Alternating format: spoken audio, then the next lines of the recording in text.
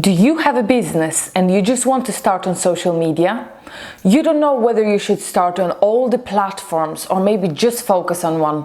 Well, I have an answer for you. So keep watching till the end of this video and you will know which strategy would be the best for your business. So, as I mentioned, you usually have two strategies to choose from, either to be everywhere or to stay focused. There are benefits and drawbacks to both of those strategies. Well, let's talk about be everywhere strategy. This is a good strategy for some because, of course, you can reach your audience wherever they are. Some of the members of your audience might be readers, some of them prefer video content, and some of them might prefer audio content. So, of course, being everywhere can engage the most amount of people. However, there are also drawbacks to this method, which I'm going to mention in a minute. Now, let's talk about benefits. So the benefits of going all in on social media is, of course, that you can engage different kinds of users. On Twitter, you will engage those who like to read. On Instagram, those who like imagery. On YouTube, you will attract everybody who likes video, the same with TikTok. However, each demographics are a little bit different, so you can target all of them going all in on social media. And skipping one of them can actually be skipping part of your potential audience. The other benefit as well is that some people who actually like the brand or already like you on one social media will also follow you on the other. So this way you can actually engage people across your social media platforms and get more visibility and more engagement from your audience. And that in turn can lead to more prospects for your company. So it all sounds great, but what are the drawbacks? Well, there is one big drawback. If you are a small business, going all in on all platforms can be very overwhelming and very time consuming. Being everywhere a little bit can end up not being the best strategy. If you have people behind you that might help you with that, absolutely go and do that. If you have social media team, if you have marketing team, this will be the strategy for you.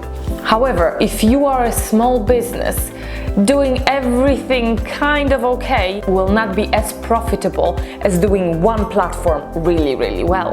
Now, if we're talking about being on one platform only, in this strategy, you should definitely focus on one platform of your choice. Make sure you watch our videos because we will be talking about benefits and drawbacks of each of major platforms. But if you are focusing on only one platform, you have to make sure that you're doing it well. So you have to focus on what kind of content do I have to post on this platform? Is this a platform that will engage the type of audience that I need for my business? What kind of content should I post on this platform? What kind of algorithm does that platform has? Which means what does that platform likes that will actually be shown to my viewers. And you should also think about how this platform can convert my audience to my future leads. And just when you master this one platform, you should move to another one. Now, what are the benefits of one platform strategy? First of all, it is much easier to build an audience on one platform if you're focused on that. And sometimes it is better to have 1,000 people on one platform than 200 people on 5 platforms. Starting building your social presence is very difficult at the beginning, but once you have social media presence on one platform and you have a lot of engaged audience, it's a little bit easier to start on another platforms and translate that engagement to other ones as well. Now, number 3.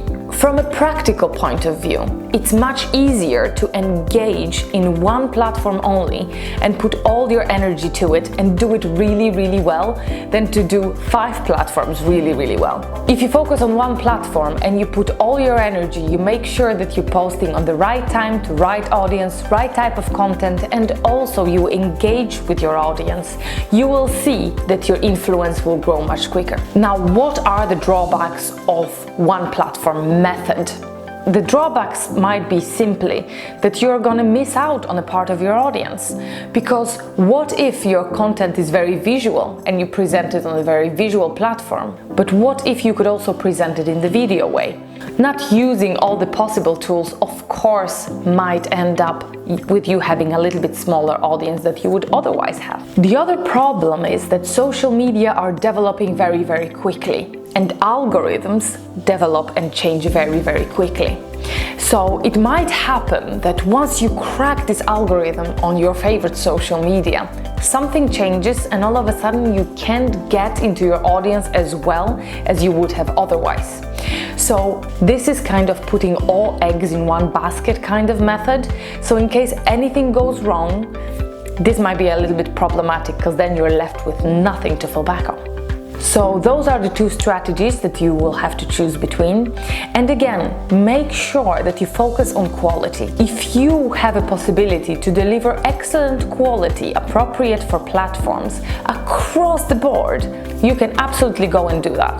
But if you know that you are, for example, one person or two people's business and you don't possibly have time to do 5 platforms excellent, focus on one and go from there. I hope that you found that advice valuable. Make sure you like this video, leave a comment with your questions down below, subscribe to this channel and click the notification bell so you are notified about our upcoming videos. Bye!